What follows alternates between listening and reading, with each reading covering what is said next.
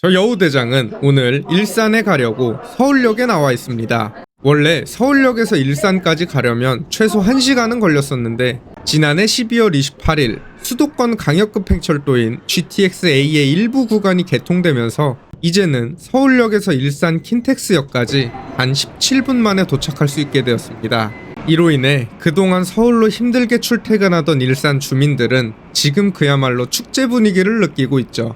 게다가 GTX-A 개통이라는 엄청난 교통호재 덕분에 일산 킨텍스역 주변 아파트와 주거용 오피스텔도 가격이 큰 폭으로 상승하고 있습니다. 실제로 일산 킨텍스 대장 아파트로 불리는 킨텍스 원시티에서는 최근 국민 평형인 전용 84제곱미터가 12억 4천만 원에 거래되며 전국적인 주목을 받기도 했습니다. 그러나 이 엄청난 교통호재에도 불구하고 매일매일 고통 속에서 살아가는 이들도 덜어 존재합니다. 본격적으로 영상이 시작되기 전 구독과 좋아요 한 번씩만 간곡히 부탁드립니다. GTX-A 노선 중 하나인 일산 킨텍스역 2번 출구로 나오면 아파트 단지 내 상가들이 바로 눈에 띕니다. 역 개통에 대한 기대감으로 진작 가게들로 가득 차야 했던 이 수많은 초역세권 1층 상가들은 킨텍스역이 이미 개통되었음에도 불구하고 여전히 많은 상가들이 공실 상태로 방치되고 있습니다. 대로변 대형 평수의 상가들도 텅텅 비어있고 줄줄이 공실 폭탄을 맞은 모습입니다. 과거 이 상가들은 GTX-A 개통이라는 엄청난 교통호재를 앞세워 전용 17평짜리 1층 상가를 약 15억 원이라는 어마무시한 가격에 분양을 했습니다. 당시 일부 악질 분양업체들은 이 역만 개통되면 수많은 유동인구가 이 상가 앞을 지나다닐 것이라며 이 전용 면적 17평짜리 상가에서 매달 월세가 540만원 정도 나올 것이라고 홍보를 해댔죠. 하지만 역이 개통된 지금 이곳을 다니는 사람들은 많이 보이지 않고 비싼 분양가로 인해 높은 임대료가 책정되면서 상가 곳곳이 공실로 방치되고 있는 실정입니다. 그래도 그나마 이곳은 초역세권이긴 하니까 손해를 일부 감수하면서 임대료를 낮추면 임차인을 구할 수 있긴 하지만 진짜 문제는 애매한 입지의 상가들입니다. 이 킨텍스역에서 멀어지면 멀어질수록 더 심각한 문제들이 드러나기 시작합니다. 이곳은 일산 킨텍스역에서 도보로 15분 거리에 위치한 일산 가로수길이라는 대형 상업시설입니다. 파란색 지붕에 유럽풍 복도식 구조로 지어진 이 거대한 상업시설은 2018년에 처음 문을 열어 아직 개장한 지 7년밖에 되지 않은 일산에서는 나름 신축 상가입니다. 이 일산 가로수길은 고양시 최초의 수변 상업시설로 조성하기 위해 상가단지 한가운데에 물이 흐를 수 있도록 설계되었지만 시공상의 문제로 인해 물이 흐르지 않아 비가 올 때만 수변 상업시설이 되는 조금은 신기한 곳입니다. 이곳도 분양 당시 킨텍스 역세권에 위치하고 일산 호수공원과 가까운 고급 유럽풍 상가임을 강조하며 대대적인 홍보를 진행했습니다. 그 당시 이 일산 가로수길이 제2의 신사동 가로수길이 될 수 있다는 분양업체의 감언이설에 혹한 사람들은 큰 기대를 품고 덜컥 이 상가를 분양받기도 했습니다. 하지만 이들의 기대가 절망으로 바뀌는 데는 그리 오랜 시간이 걸리지 않았습니다.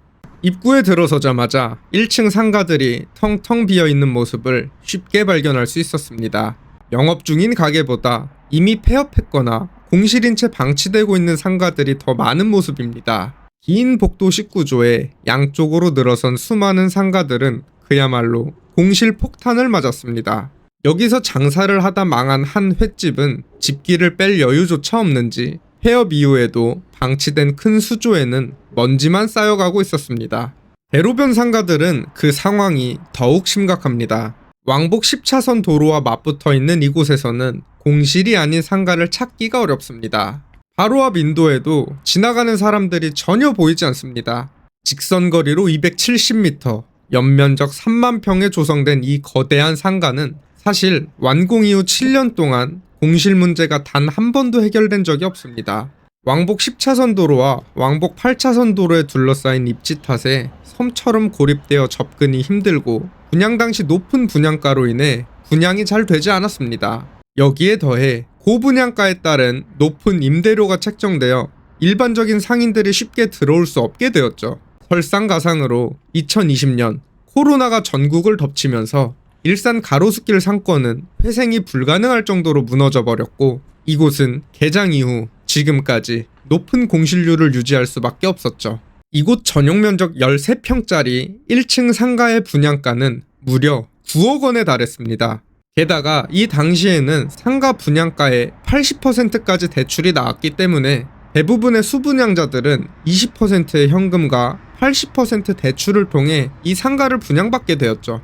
예를 들어 10억 원짜리 상가를 분양받기 위해 약 8억 원을 대출받은 것입니다. 상가에서 나오는 월세로 대출 이자도 충당하고 추가적인 수익까지 얻으려 했던 이 어리석은 사람들은 곧 어두운 현실을 맞이하게 됩니다. 2018년 일산 가로수길이 결국 완공되어 영업을 시작했지만 높은 임대료로 인해 입점한 가게는 극히 적었고 유동인구도 없어 곧 유령상가가 되었습니다. 그제서야 대출이자라도 내기 위해 많은 상가 주인들이 임대료를 앞다퉈 내렸지만 무려 60%에 달하는 공실률이 지속되었습니다. 결국 엄청난 대출이자를 감당하지 못한 상가들은 줄줄이 경매에 나오게 되었습니다. 강원도 원주시에 살고 있는 1972년생 올해로 53살 김모 씨는 2020년 9월 일산 가로수길에 위치한 전용 면적 13평짜리 상가를 분양받게 됩니다. 당시 분양 가격은 무려 8억 8천만 원. 충분한 현금이 없던 김모 씨는 은행에서 6억 원을 대출받아 이 작은 상가에 잔금을 치르게 됩니다. 이후 김모 씨는 부푼 꿈을 안고 임차인을 구했지만 너무나도 비싼 임대료 때문에 그 누구도 쉽사리 들어오지 못했죠. 그 사이 금리는 계속 올랐고 매달 나가는 은행 대출이자만 해도 400만 원을 훌쩍 넘어버렸습니다. 결국 김모 씨는 울며 겨자 먹기로 임대료를 계속해서 낮춘 끝에 한 음식점이 들어오긴 했지만 이 음식점도 얼마 지나지 않아 망해버렸습니다. 벼랑 끝에 몰린 김모 씨는 어떻게든 버티기 위해 이 상가를 담보로 지인들에게 1억 원가량 돈을 빌리고 캐피탈에서 7천만 원의 대출을 받기도 했지만 결국 2023년 은행 대출이자를 내지 못하게 되면서 53살 김모 씨의 삶은 완전히 무너지고 말았습니다. 이후 김모 씨의 상가는 경매로 나오게 되었습니다. 2024년 6월 시작된 해당 경매의 최초 감정가는 8억 2,900만 원이었지만 5번의 유찰을 거쳐 2024년 12월 최종 1억 6천만 원에 낙찰이 되었죠. 김모 씨가 8억 8천만 원에 분양받은 이 상가는 4년 만에 1억 6천만 원이 되어 돌아왔습니다. 단순 계산으로는 7억 2천만 원의 손해이지만 그동안 김모 씨가 지출한 대출 이자까지 고려한다면 사실상 8억 원 이상이 공중분해된 셈입니다. 게다가 그동안 겪은 정신적인 고통과 채무로 인해 망가진 인간관계는 덤이죠. 김모 씨가 저지른 한순간의 잘못된 판단은 본인뿐만 아니라 한 가정을 완전히 파멸시켜버렸습니다. 정말 그는 이 작은 공간에서 월 500만 원 이상의 월세를 받을 수 있을 거라고 생각했을까요? 물론 모든 투자의 책임은 본인에게 있지만 강원도 원주에 사는 사람이 일산에 있는 상가를 분양받으면서 조금이라도 더 신중했더라면 이런 안타까운 일은 일어나지 않았을 텐데 라는 씁쓸한 생각이 들기도 합니다. 현재 이곳의 14평짜리 1층 상가 임대료는 보증금 1,000만 원, 월세 100만 원 수준으로 떨어진 상태입니다. 자기 상가에 입점만 해주면 6개월에서 1년까지는 임대료를 받지 않겠다는 렌트프리 조건을 제시하는 매물도 여럿 있지만 여전히 이 망한 상권에 들어와서 장사를 하려는 사람은 없어 보입니다. 1992년 첫 입주를 시작한 일산 신도시가 올해로 벌써 34년 차를 맞이한 노후 신도시가 되었습니다. 최근 GTX-A 개통이라는 교통혁명이 일어났지만 일부 상권에는 오히려 악영향을 미치고 있습니다. 기존의 젊은 세대 수요층이 더 편리하고 빨라진 교통수단을 이용해 서울로 나가 쇼핑과 문화생활을 즐기고 돌아오기 때문이죠. 그러나 아직도 이 일대 부동산들은 엄청난 교통호재가 있긴 있으니 곧 상권이 좋아질 것이라며 여러 공실 매물을 홍보하고 있습니다. 이런 분양업체나 부동산들이 아직도 대한민국에서 버젓이 활동하고 있다는 건 아직도 누군가는 이 말에 넘어가고 있다는 것이죠.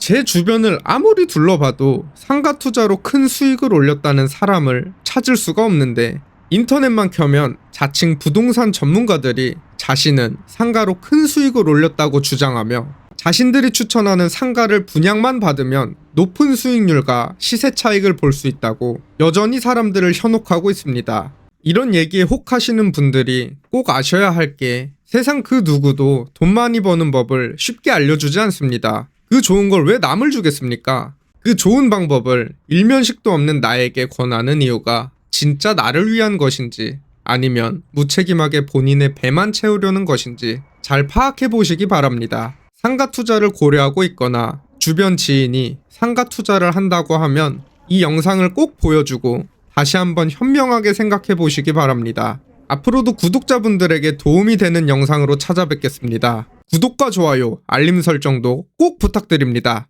지금까지 여우대장이었습니다. 감사합니다.